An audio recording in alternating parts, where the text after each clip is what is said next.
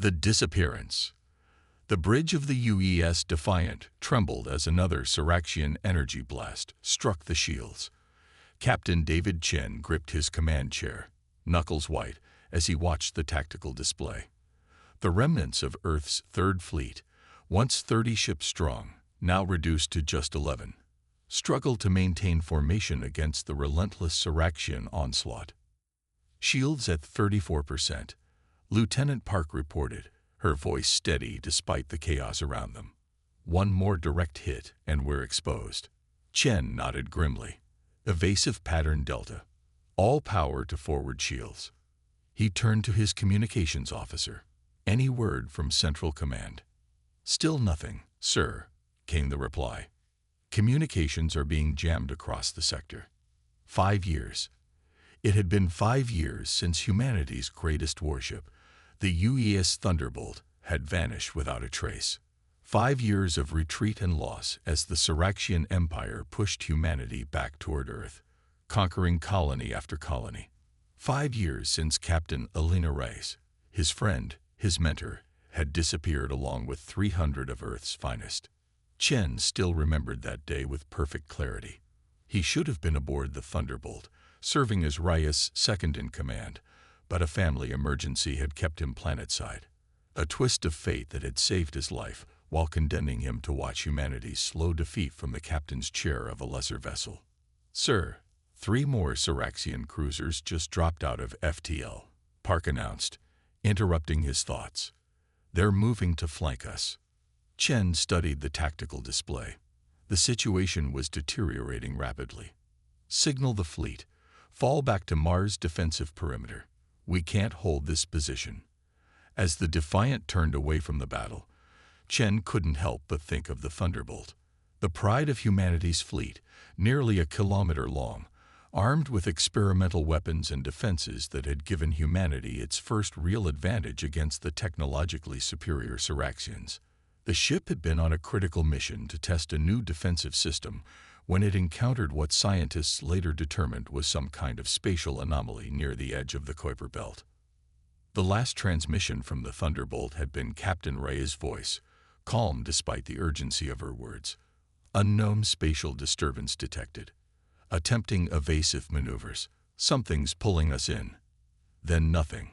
Search teams found no debris, no radiation signature, nothing to indicate the ship's destruction.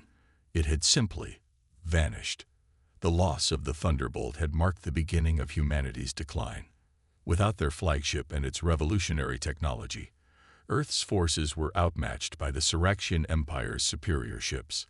The aliens had been encroaching on human space for years, their intentions clear: conquest and subjugation.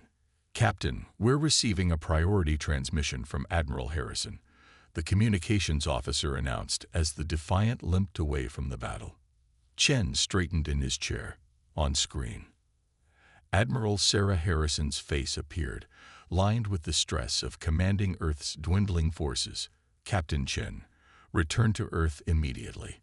All remaining ships are being recalled for a final defensive position. Admiral, what about the Mars colonies? Chen asked, though he already knew the answer. Harrison's expression hardened. Evacuation is underway, but we can't hold Mars. Intelligence reports the Siraxians are massing for a final push toward Earth. This is it, Captain. Our last stand. After the transmission ended, Chen stood at the viewport watching as the red planet grew smaller behind them. Another retreat. Another world abandoned to the enemy. The crew moved about their duties in somber silence, each aware of what this meant. Mars was humanity's largest colony, home to over 12 million people. Not all would escape in time. 3 days later, Chen stood in Admiral Harrison's office aboard Earth's orbital defense station, Bastion. Through the viewport, he could see the planet below, its blue oceans and swirling white clouds seemingly peaceful despite the impending threat. Our intelligence suggests the Siraxians will reach Earth within 2 weeks, Harrison said, her voice heavy. They've assembled over 300 warships. We have 46 combat-ready vessels remaining. Chen studied the strategic display. The odds were worse than he'd feared. What about the new shield generators? Could they buy us more time? Harrison shook her head. They're still months away from completion. The technical teams are working around the clock. But she didn't need to finish the sentence. They both knew humanity had run out of time. There's something else, Harrison continued, activating a different display. Deep space monitoring stations picked this up 3 days ago. Chen leaned forward, studying the data. It showed an unusual energy signature from beyond the orbit of Pluto, at the very edge of the solar system. What am I looking at? At first, we thought it might be a Siraxian scouting party, Harrison explained. But the energy pattern doesn't match their technology. In fact, it doesn't match anything in our database. Chen felt a chill run down his spine. Another spatial anomaly, like the one that took the Thunderbolt. Similar, but not identical. And there's this. Harrison adjusted the display, revealing a repeating signal embedded within the energy readings, a series of numbers that, at first glance, appeared random. But to Chen, they were instantly recognizable. That's a Thunder protocol, he whispered. The Thunder protocols were a set of emergency communication codes developed for the Thunderbolt. Each senior officer had their own unique identifier. That's Captain Ray's personal code. Harrison nodded, her expression guarded. Yes, which is why I'm sending you to investigate. Chen stared at her in disbelief. Admiral, with all due respect, we're about to face the final Siraxian assault. You need every ship you can get. What I need is hope, Captain, Harrison replied firmly. If there's even a chance the Thunderbolt survived somehow, if Captain Rice found something out there that could help us. She let the thought hang in the air. The Defiant is our fastest remaining ship. You can reach the anomaly in 4 days, investigate, and return before the Siraxians arrive. Chen looked back at the signal, Raya's code blinking steadily like a lighthouse in a storm. After 5 years of believing his friend and mentor lost forever, could she really have found a way back? And if so, what had happened to her and the Thunderbolt during all this time? Take your best crew, Harrison continued. Tell no one about your mission objective. Officially, you're on a long-range reconnaissance patrol. As Chen turned to leave, Harrison called after him. David. It was the first time she had used his first name. I don't need to tell you what's at stake, if this is nothing. She left the implication unspoken. I understand, Admiral, Chen replied. If it's nothing, we'll be back in time to make our stand with the rest of the fleet. And if it is something, Harrison asked, a rare glimmer of hope in her eyes. Chen thought of Elena Reyes, of her unwavering determination and brilliant tactical mind. If anyone could find a way to survive the impossible, it would be her. Then maybe humanity gets a second chance. 4 days later, the UES Defiant dropped out of FTL at the coordinates of the mysterious signal. The bridge was silent as the crew stared at their sensors, trying to make sense of what they were seeing. Captain, I'm detecting massive energy readings directly ahead, Lieutenant Park reported. Unlike anything I've ever seen. Chen leaned forward in his chair. On screen. Maximum magnification. The view screen showed only empty space, the distant stars cold and indifferent against the black. But then, like a mirage taking form, a swirling vortex of blue and purple energy began to materialize before them. It grew larger, its edges crackling with power. Sir, should we retreat to a safe distance? The helmsman asked nervously. Chen shook his head, his eyes fixed on the spatial disturbance. Hold position. Continue scanning. Captain, we're receiving a transmission, the communications officer announced suddenly. It's coming from inside the anomaly. Chen's heart raced. Put it through. For a moment, there was only static. Then, breaking through the interference, a voice, altered by time but unmistakable, filled the bridge. UES Defiant, this is Captain Elena Reyes of the UES Thunderbolt. The voice paused, then continued with words that sent a shiver through Chen's spine. David, if that's you, we've come home. And we've brought a storm. As the message ended, the spatial anomaly flared brightly. From its swirling depths emerged a ship, or what had once been a ship. The basic configuration was still recognizable as the Thunderbolt, but it was transformed, nearly twice its original size, its hull covered in technology, unlike anything humanity had ever developed. Battle scars marked its surface, telling tales of countless conflicts fought far from home. And as the sensors frantically updated their readings, they detected more spatial rifts opening behind the transformed Thunderbolt. Whatever was following it through those rifts, Chen knew with sudden certainty, would change the course of the war and humanity's future forever. The return. The docking procedure between the UES Defiant and the transformed Thunderbolt completed with a metallic clang that reverberated through both ships. Captain David Chen stood in the Defiant's airlock, heart hammering in his chest.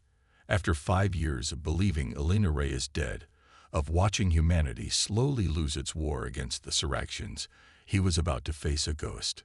The airlock cycled open to reveal a corridor unlike anything Chen had seen on a human vessel.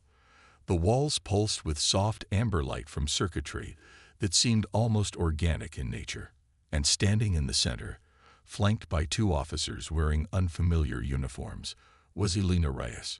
Chen almost didn't recognize her. Reyes looked as though she had aged 20 years, not 5.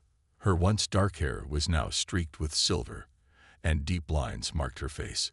What shocked Chen most was the network of fine metallic implants visible along the left side of her neck, disappearing beneath her collar. "Elena," he whispered, momentarily forgetting protocol. Reyes smiled, the familiar expression on her changed face, hitting Chen like a physical blow. "David, it's good to see you." When they embraced, he felt the unfamiliar hardness of cybernetic enhancements beneath her uniform. "My God, Elena, what happened to you? It's been 5 years." "For you," Reyes interrupted gently. "For us, it's been 23. She gestured to the corridor around them. "Come, there's much to explain and very little time." As they walked through the transformed Thunderbolt, Chen struggled to process what he was seeing. The ship had nearly doubled in size, its interior a blend of human design and utterly alien technology. Crew members, human, but many sporting various implants or modifications, nodded respectfully as they passed. "The spatial anomaly that took us," Reyes explained as they walked, "was a wormhole to another region of space, one where time flows differently. For every month that passed on Earth, we experienced almost 5 on the other side." 23 years, Chen murmured, doing the math quickly. "And you've been fighting all this time." Reyes' expression hardened. "The Siraxians aren't just a threat to humanity, David. They're a plague that has consumed countless civilizations across this arm of the galaxy. When we emerged on the other side of the wormhole, we found the remnants of dozens of species that had been conquered or destroyed by them. They entered what Chen assumed was the bridge, though it bore little resemblance to any command center he had seen. Instead of traditional consoles, crew members interfaced directly with flowing holographic displays. At the center stood a 3-dimensional tactical map showing both the Thunderbolt and the approaching Siraxian armada near Mars. Some had been fighting the Siraxians for centuries. Reyes continued, her eyes on the tactical display. Others were recent victims. We united them. You built all this in 23 years. Chen gestured at the advanced technology surrounding them. Reyes shook her head. We adapted, learned, integrated. The Thunderbolt you knew is still here. She tapped the deck with her foot. But around it, we built something more. Something that could fight back. Her eyes gleamed with a fierce light.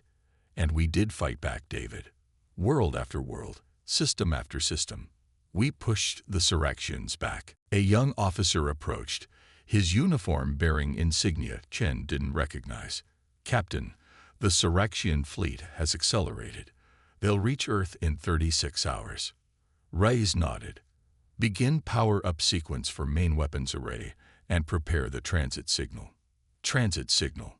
Chen asked. Reyes smiled for the first time. a predator's smile. "We didn't come alone, old friend." She turned to the tactical display. Chen watched in growing amazement as points of light appeared beyond the Thunderbolt's position. Tiny at first, then growing, he realized they were ships emerging from spatial rifts similar to the one that had delivered the Thunderbolt. "A coalition fleet," Rise explained. "Representatives from 7 species who have joined our fight against the Siraxians.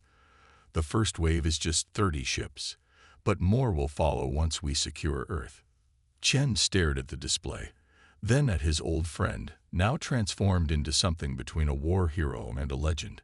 "You really did it. You found a way to fight back."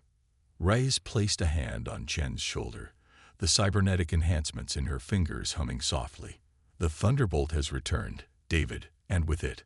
Her eyes hardened as she looked at the approaching Siraxian fleet, a storm of wrath the likes of which they have never seen.